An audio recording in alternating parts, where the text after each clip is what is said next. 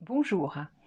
Aujourd'hui, c'est la troisième de notre série de vidéos donc pour cette semaine, donc une semaine un peu particulière que je vous ai proposé de vivre comme un sas, comme une parenthèse, comme une transition, avant de reprendre autre chose, et on espère dans les conditions les meilleures possibles, dans les jours qui viennent et dans les semaines qui viennent. Troisième étape aujourd'hui, troisième point de réflexion, je vais commencer par une petite anecdote. Je suis thérapeute et j'ai fait pas mal de formations et souvent au cours d'une formation, même si on apprend une technique, on a toujours une phrase, qui nous impacte un peu plus ou une phrase, une parole, quelque chose que dit le formateur et qui crée en nous un déclic. Et il y a quelques années, j'avais, suivi une formation avec une thérapeute, pardon, québécoise, et les Québécois ont vraiment cette générosité, ce sens de la formule, parfois aussi des néologismes qui est absolument voilà, c'est absolument savoureux. Mais elle avait dit une phrase qui pour moi avait été très importante: «Dans la vie, on peut toujours rechoisir». Voilà, je ne sais pas si le verbe rechoisir existe. Dans la vie, on peut toujours rechoisir. Et cette phrase, quand je l'ai entendue, elle a créé un déclic parce que je me suis dit: «Mais après tout, c'est vrai, pourquoi on n'aurait pas le droit, parfois, de faire d'autres choix que ceux pour lesquels on s'était engagé?» Est-ce qu'on a le droit, est-ce qu'on peut de temps en temps revenir sur sa parole, revenir sur ses choix, revenir sur ses décisions? Quand on est parti dans une voie, ne pas en démordre?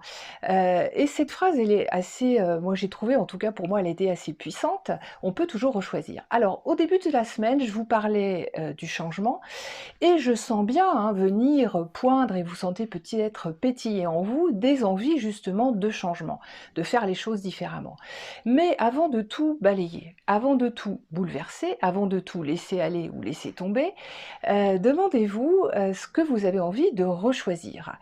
Parce que vous aviez fait un choix et que ce choix peut-être qu'il est plus pertinent, le contexte a changé et peut-être que tout simplement vous aussi vous êtes une personne différente. On a des blocages toujours, on a des verrous, on a des limites dans ce genre, de démarche et notamment la limite principale, c'est nous-mêmes, parce qu'on s'était engagé. On avait décidé, on avait, choisi, on a donné notre parole, on est responsable, donc on n'en démordra pas. Mais de temps en temps, il faut en démordre, parce que sinon ça tient à l'obstination, si ce n'est à l'acharnement, et le résultat est pratiquement, enfin on est pratiquement sûr parfois d'aller dans le mur, et parfois on sait qu'on va dans le mur, et on y va quand même, tout ça parce qu'on s'était engagé à le faire. Donc qu'est-ce que vous avez envie, vous, de rechoisir? Non pas pour modifier les choses, du sol au plafond et complètement, de bout en bout, mais pour commencer à faire évoluer des petites choses que vous voulez faire différemment. Au début de la semaine, hein, je vous ai proposé: «J'ai envie de» ou «Je n'ai plus envie de». Eh bien, qu'est-ce que vous avez envie de rechoisir? Alors, j'ai repris mon petit cahier et vous pouvez ouvrir cette fois une page pour vos choix. Quels sont vos choix? Quels sont les choix que vous aviez faits avant cette période de confinement?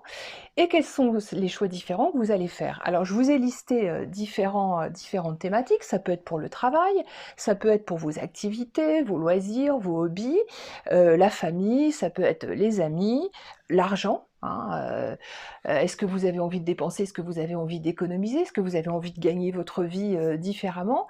Ça peut être vos centres d'intérêt, ça peut être vos hobbies, vos compétences, votre manière de consommer, votre manière d'organiser votre maison, ce que vous voulez, voilà. On peut toujours rechoisir.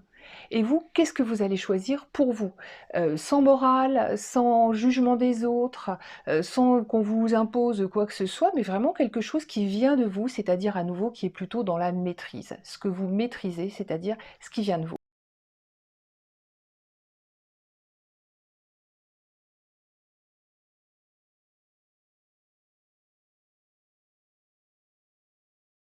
Voilà, cette vidéo est non seulement la dernière de cette semaine, hein, de cette transition, c'est la dernière étape, c'est aussi, je dois le dire, la dernière d'une longue série que j'ai débutée mi-mars, alors qui était passionnante parce que ça m'a vraiment amusée et intéressée d'utiliser ce support. C'est pas, la vidéo n'est pas habituellement mon support préféré. Mon truc, c'est quand même plutôt l'écrit. Donc, je referai de temps en temps des vidéos, mais sans doute à un rythme moins soutenu. J'ai peut-être pour objectif au départ sur sur mon blog, je voulais en faire une par trimestre. J'en aurais fait 24, je crois, pendant le confinement. J'essaierai d'en poster toujours peut-être une ou deux par mois. Mais surtout, mon support, c'est l'écrit. Donc, je vous invite et je vous retrouverai via mes articles, que ce soit sur mes différents blogs. Donc, je vous invite à continuer à me suivre de cette manière. Et puis surtout, je vous souhaite plein de belles choses et de bonnes choses pour les jours et pour les semaines qui viennent. Prenez soin de vous et faites-vous confiance.